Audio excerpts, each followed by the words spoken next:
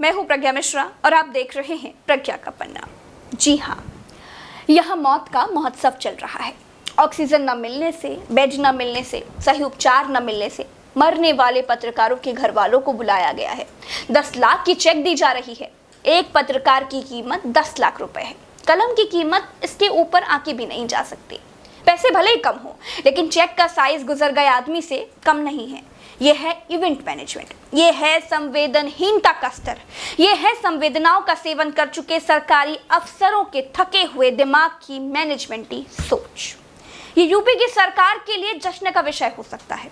ये यूपी की सरकार के लिए जीत वाला मूवमेंट हो सकता है। ये यूपी की सरकार के लिए अपनी महिमा मंडन का समय भी हो सकता है। लेकिन इस हॉल में जितनी भी महिलाएं बैठी हैं, सब शोक में हैं, सब गम में हैं। किसी ने अपना बेटा खोया है, किसी ने पति खोया है, किसी ने बाप खोया है।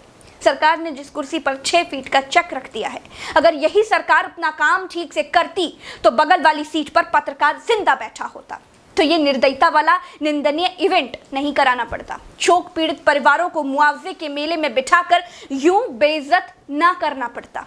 ऐसा नहीं है कि लखनऊ में पत्रकारों के परिवार मंगल ग्रह पर रहते हैं, सब सफारी फॉर्च्यूनर से घूमते हैं। अरे कुछ टेम्पो से आए होंगे, कुछ बाइक से आए होंगे, कुछ छोटी मोटी कारों से आए होंगे, कुछ रिक्शे से आए होंगे। घर के सदस्य की मौत होने पर ये जो मिला हुआ इतना बड़ा मौत का मैन ऑफ द मैच है, ये मोहल्ले से लेकर कैसे गुजरेंगी, क्या बताएंगी, क्या कहेंगी?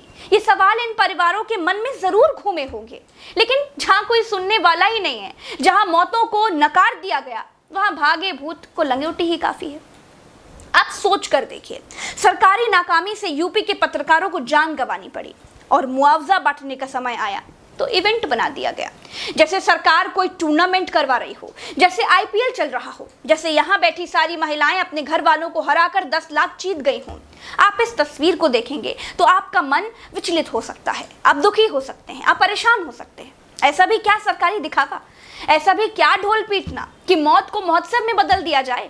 दूसरों के दुख में छपास का ऐसा कीड़ा, दुख में भी दूसरों की भावनाओं की यह दुर्दशा उत्तर प्रदेश के इतिहास में कभी भी नहीं हुई होगी कि समझ में ही ना आए कि इन 10 लाख रुपए पर खुश होना है या दुखी होना है।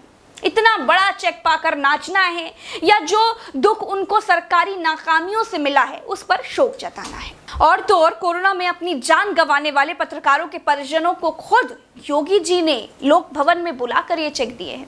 सरकारों ने इस भावुक पल को भी एक इवेंट में बदल दिया। पत्रकार रोहिणी सिंह ने लिखा है कि ऑक्सीजन और इलाज के अभाव में पत्रकारों को मरने के लिए छोड़ दिया। समय पर उन्हें वैक्सीन न उपलब्ध कराकर उनकी जान जोखिम में डाल दी। दिवंगत पत्रकार के परिजनों को मिलने वाली सरकारी सहायता 20 लाख से घटाकर 10 लाख कर दी गई।